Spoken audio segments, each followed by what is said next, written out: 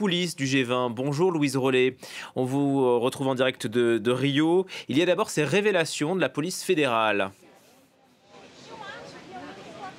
Oui, c'est des révélations qui ont eu l'effet d'une bombe ce matin au Brésil. On parle d'un plan pour assassiner le président Lula qui pourrait même venir des plus hautes sphères du pouvoir selon les révélations de la police fédérale brésilienne qui a procédé ce matin au Brésil à l'arrestation de 4 militaires et d'un policier. Ils sont soupçonnés d'avoir fomenté l'assassinat par empoisonnement du président Lula ainsi que de son vice-président Geraldo Alckmin et du juge de la Cour suprême Alexandre de Moraes. Selon ces révélations, ce plan aurait été discuté dans la résidence personnelle du général Braga Neto.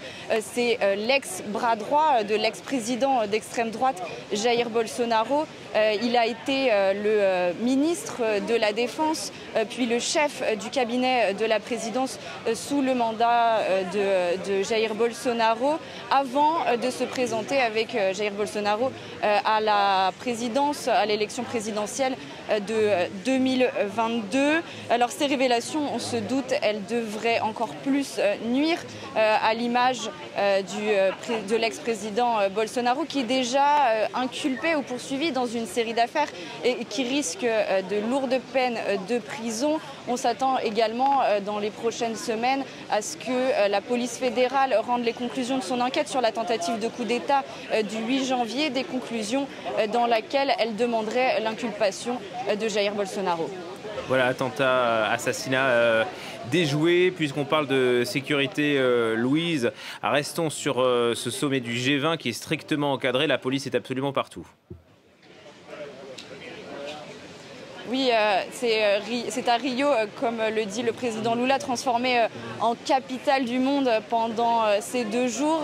Rio qui est sous le coup d'une GLO, c'est une garantie de la loi et de l'ordre, un dispositif de la Constitution qui permet aux forces armées de contrôler la sécurité publique. Au total, plus de 15 000 policiers et 9 000 soldats ont été mobilisés pour ce G20. Il y a des chars blindés disposés un peu partout dans la ville, principalement à côté de ce musée d'art moderne que vous pouvez voir derrière moi où se déroule ce sommet du G20, mais aussi dans les quartiers touristiques de la ville où sont logées les délégations étrangères, à la fois des chefs d'État du G20, mais aussi des nations invitées à ce sommet. La plage de Copacabana est barricadée, du moins l'accès à la route de ce bord de mer est impossible pour les voitures.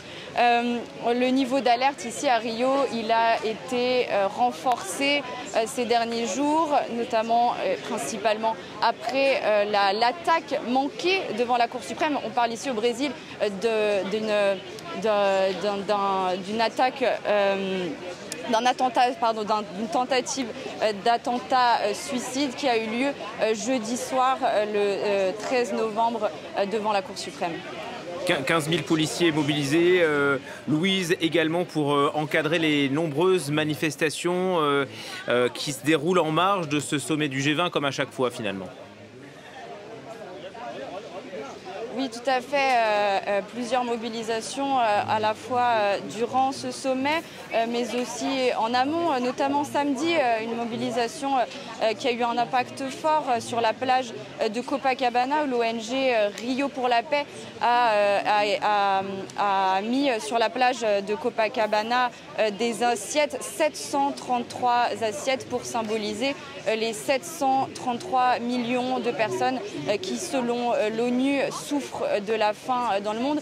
Ça permettait de mettre en lumière aussi cette alliance mondiale contre la faim qui a été lancée officiellement hier par le président Lula et qui a eu l'adhésion de 82 pays. Une autre manifestation symboliquement forte samedi dernier également sur une autre plage, celle de Botafogo, où la PIB, l'articulation des peuples indigènes du Brésil, a symboliquement noyé les dirigeants dirigeants des plus grandes nations qui polluent le plus dans le monde, comme la Russie, la Chine ou encore les États-Unis, grâce à des effigies gonflables.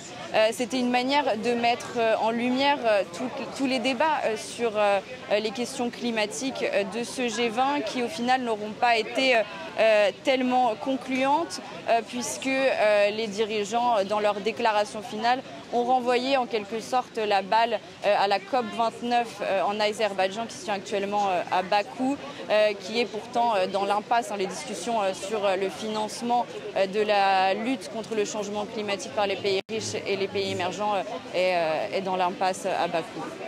Merci beaucoup Louise Rollet pour ces éléments depuis Rio. Et justement,